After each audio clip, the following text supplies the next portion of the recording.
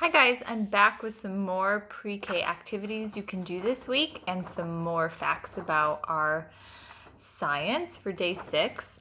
The first thing I'd like you to do this week is keep working on your 100 number chart. I found a fun game you could play to keep reviewing on to review all of those numbers, and I'll attach that to our email if your parents want to do that with you. Otherwise, you can keep using the charts and just going over those numbers to make sure you know them really well so you'll be ready for kindergarten in the fall.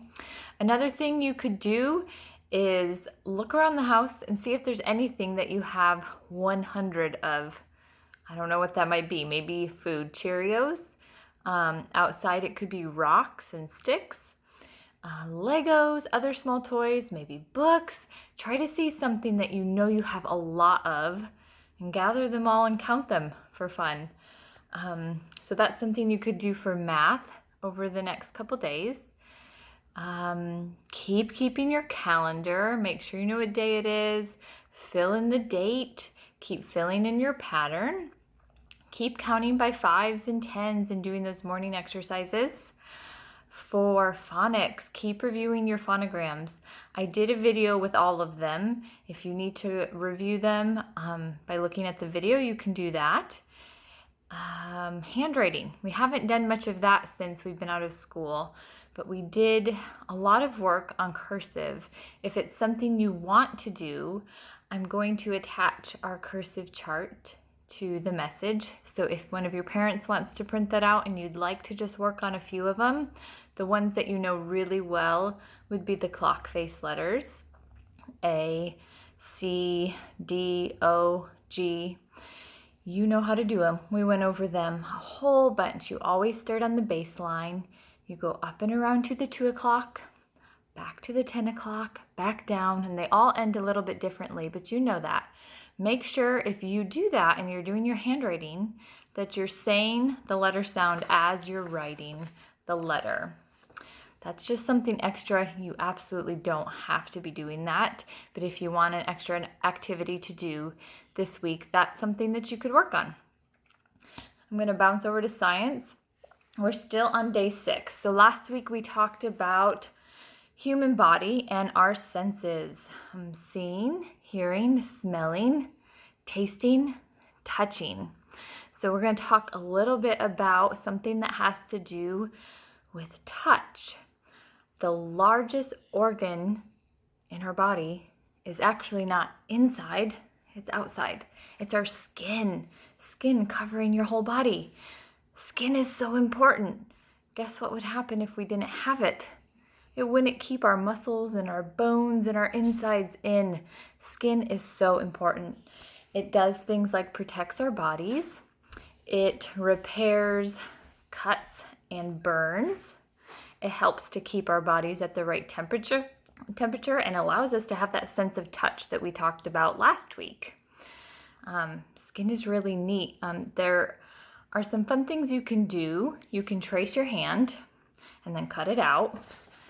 And on your fingers, you guys know that you have fingerprints. Well, you can put your thumb in a stamp pad, or if you don't have a stamp pad, you can rub pencil and put your thumb on the pencil markings and then put it on your thumb. And then take your pointer finger and do the same thing. Go through each finger and put your fingerprints on there and then examine your fingerprints. And then look at your hand and the lines on there, on your skin, and try to recreate that on the cutout hand that you have. So really examine your skin if you can. So the skin that you can see that we're talking about is called the epidermis. It is the one that's most on the top that you can see when you look down at your hands. So even though you can't see anything happening when you look at it, your epidermis is actually hard at work. At the bottom of this epidermis, you have new skin cells forming. So when they're ready, they start moving towards the top of the epidermis. It takes about 2 weeks to a month, so between 2 and 4 weeks, to move from the bottom to the top. And as the new cells start moving up, the old ones near the top die and they rise to the surface, and then they really fall and flake off. So you can't always see that when you're looking, but that's always happening, that new skin cells are forming and flaking off on the top. So these old cells that are flaking off, they're tough and they're strong. They're just right for covering your body and for protecting your body, but they only stick around for a little while before new ones are formed. So even though you can't see that happening when you look at your hands, every minute of the day, we're actually losing almost 40,000 dead skin cells off the surface of our skin. So skin is amazing. I'm going to attach some instructions to the email so that you can do that. You can trace your hand and examine your fingerprints, and some other things, activities that you could do with your skin to learn more about it.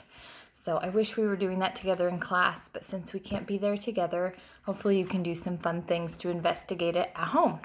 Okay, I'm going to end our time with a book. Doesn't really have a lot to do with skin. Couldn't find a good book about skin in my library, but I know it's one of your favorites, called No Roses for Harry. So we'll read that. Harry was a white dog with black spots. On his birthday, he got a present from Grandma. It was a wool sweater with roses on it. Harry didn't like it the moment he saw it. He didn't like the roses. When he tried it on, it felt cozy and snug. But he still didn't like the roses. He thought it was the silliest sweater he'd ever seen. The next day, when Harry went downtown with the children, he wore his new sweater. When people saw it, they laughed. When dogs saw it, they barked. Harry made up his mind then and there to lose Grandma's present. When they went into a big store to shop, the children took off his sweater and let him carry it. This was just what Harry wanted. First, he tried to lose it in the pet department, but a man found it and gave it back. Then he tried to lose it in the grocery department, but a lady found it and gave it back. Then he tried to lose it in the flower department, but a little boy found it and gave it back. The children didn't let Harry carry it anymore. They made him wear it. As soon as they started home, Harry was beginning to think he'd never lose it. When he got home, his friends were waiting to play with him, but Harry didn't feel like playing, so they left him alone. As he sat wondering what to do, Harry noticed a loose stitch in his sweater. He pulled at the wool just a little at first, then a little bit more, and a little bit more. Harry didn't know it, but a bird was watching him. In a minute, Harry had pulled out quite a long piece of the wool. The end of it lay on the grass behind him. Suddenly, the bird flew down. Quick as a flash, she took the end of the wool in her beak and flew away with it. It all happened before Harry could even blink. The sweater began to disappear right before Harry's eyes. First one leg, then the neck, then the other leg, then the back, and finally, the whole thing was just one long piece of wool flying off into the sky. The sweater was gone. Harry could hardly believe it. He barked and jumped with joy. Then he ran out of the yard. He ran down the street barking "Thank you" to the bird over and over again. The bird and wool were just a tiny speck in the sky, but Harry kept following them. He came home thirsty and tired and was having a drink in the kitchen when the children ran in. "We got a letter from Grandma," one of them said. "She's coming to visit us," shouted the other. Harry thought of the sweater, and his tail drooped. Before Grandma came, the family looked everywhere for the sweater. They wanted her to see how nice Harry looked in it. Of course, they couldn't find it. Only Harry knew why. When Grandma arrived, Harry ran to her with his leash. Then he sat up and begged. "All right, Harry," said Grandma. "After I've had my lunch and a nap, We'll go for a walk." That afternoon, Harry and Grandma and the children started off on their walk. Harry barked happily, and he pulled towards the park. When they got to the park, Harry pulled harder. The children let him off the leash, and he ran on ahead. He seemed to be looking for something. All at once, he stopped under a big tree. He looked up and began to bark and wag his tail. Grandma and the children came running. They got to the tree and looked up. Suddenly, one of the children said, "I see a nest." "It's made of wool," said the other, "and it's the very same color as Harry's sweater," they shouted together. "It is Harry's sweater," exclaimed Grandma. Just then, a bird looked out of the nest. "Look, Grandma, look," shouted the children. "Harry gave his sweater to a bird." "I wonder how he did that," said Grandma. The bird sang, and Harry wagged his tail even harder.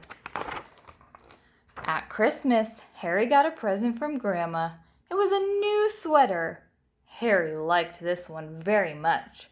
When he tried it on, he felt as cozy and snug as the bird in the nest. But best of all, it was white with black spots. All right, guys, we'll see you again later this week.